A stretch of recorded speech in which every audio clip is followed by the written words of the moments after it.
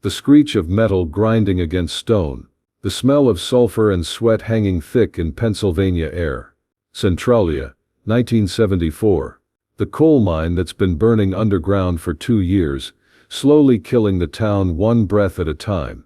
Charles Bronson's rental car pulls up to Murphy's Tavern, the last bar still operating in a place most people have already abandoned.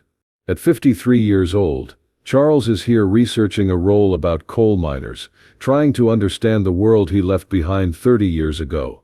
But he's not just any researcher. This is home. This is where Charles Bukinski became Charles Bronson, where a Lithuanian miner's son learned that survival isn't guaranteed, and softness gets you killed. The tavern looks exactly like he remembers. Wood-paneled walls stained black with coal dust, fluorescent lights that flicker like dying stars, the air thick enough to chew, heavy with cigarette smoke and the ghosts of men who never made it to retirement. 12 miners sit at the bar, just off their shift. Black faces, white eyes, hands that could crack walnuts or gentle enough to hold newborn babies. These are the men who go 3 miles underground every day, who understand that each sunrise isn't promised, who measure wealth in paychecks and pension plans. Charles pushes through the door, and immediately, conversation stops. Not because they recognize him, but because he's clean. Too clean. Expensive clothes, manicured hands, the look of someone who hasn't done real work in years. The bartender, Mickey O'Malley, 60 years old, arms like tree trunks from 30 years of lifting cases, looks up from wiping glasses. We're closed to tourists. I'm not a tourist, Charles says quietly. I grew up here. Charles Bukinski, Walter Bukinski's boy. A ripple goes through the miners. They remember Walter, died in '33, when the tunnel collapsed. Left behind a widow and 11 kids. But that was 40 years ago, and the man standing in their bar doesn't look like he's ever seen the inside of a mine. One of the miners, Big Jim McCready, 6'4" and 280 pounds of muscle and coal dust, turns on his stool. Walter Bukinski's boy, huh? The one that went to Hollywood and forgot where he came from. Charles meets his eyes. Never forgot, just found a different way to survive. Big Jim laughs. But there's no humor in it. Different way to survive. That's what you call putting on makeup and pretending to be tough for cameras. Real survival is going 3 miles down every day, knowing the mountain might decide to keep you. The other miners nod agreement. They've seen the movies. Charles Bronson playing the hard man, the killer, the guy who never breaks. But movies are make-believe, and they live in the real world where weakness gets you buried.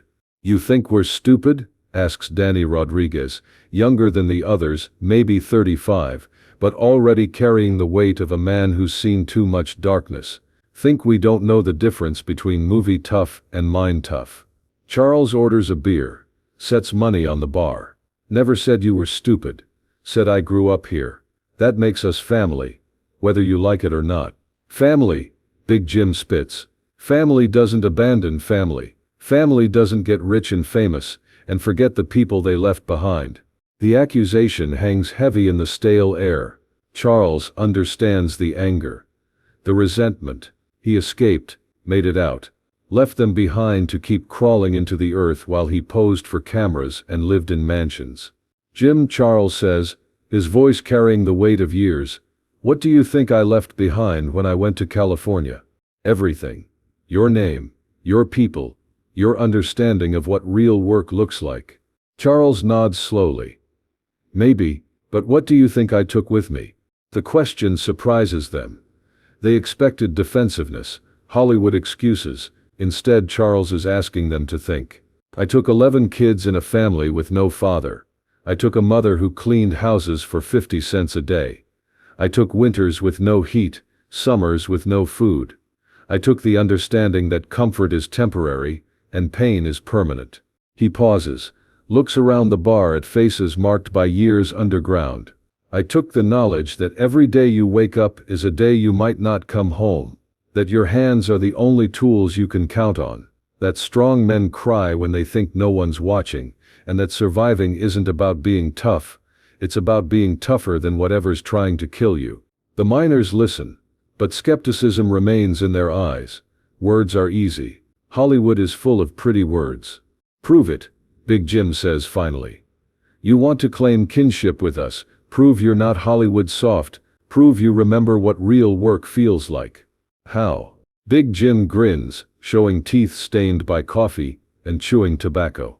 Coal still needs moving. Even in a dying town, trucks outside needs unloading. 2 tons of anthracite. By hand, no machines. Charles looks toward the door, then back at the miners. They're testing him, challenging him to put his soft Hollywood hands against real work. What happens if I can't do it? Charles asks. Then you buy drinks for everyone here, admit you've gone soft, and drive back to California knowing you're not one of us anymore. And if I can, Big Jim considers, then maybe Walter Bukinski's boy is still in there somewhere. Charles sets his beer on the bar, unfinished. Let's go. The miners follow him outside into the Pennsylvania evening. The truck sits in the gravel parking lot, a 1960 Ford loaded with 2 tons of coal, black chunks the size of footballs, sharp-edged, heavy enough to break backs and crush fingers. The kind of cargo that separates men from boys. Charles takes off his jacket, rolls up his sleeves. The miners gather around, some curious, some hoping to see him fail. This is their world, their test, their rules. 5 minutes, Big Jim announces. 2 tons in 5 minutes. That's what we'd expect from any man claiming to be a miner's son. Charles looks at the coal, calculates weight and time, and the mechanical reality of moving stone by hand. It's been 30 years since he did work like this, but the muscle memory lives in places Hollywood never touched. He climbs into the truck bed, grabs the first chunk, 50 pounds of compressed carbon, edges that could slice skin, weight that could crush toes. He lifts it, carries it to the edge of the truck, tosses it onto the growing pile. The miners watch, timing him, judging his form. At first he's rusty, movements inefficient, wasting energy on unnecessary motion, but gradually, something changes. The rhythm returns, the understanding of leverage, of using gravity and momentum, instead of fighting them. Charles's movements become smoother, more economical. He's not trying to impress them with speed. He's trying to prove something more important, that some knowledge lives in your bones, that some strength never leaves, that survival skills don't disappear just because your circumstances change. After 2 minutes, his shirt is soaked with sweat. After 3, his hands are bleeding from the sharp edges. After 4, he's breathing hard but still moving at the same steady pace. The miners stop timing and start helping. Not because he needs it, but because they recognize something familiar in his movements. The way he lifts from his legs. The way he protects his back. The way he handles weight, like it's a living thing that might hurt you if you don't treat it with respect. Time, Big Jim calls. Charles sets down the last chunk, wipes sweat from his forehead with a hand that's bleeding from half a dozen cuts. The truck is empty. The coal pile is complete. 2 tons moved in 5 minutes by hands that haven't done this kind of work in decades. Big Jim stares at the empty truck, then at Charles, who's standing there breathing hard but still upright, still functional. Jesus Christ, Big Jim whispers. You actually did it.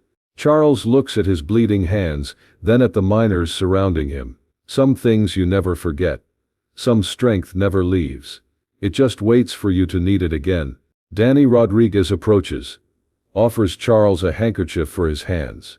Where'd you learn to move coal like that? Right here.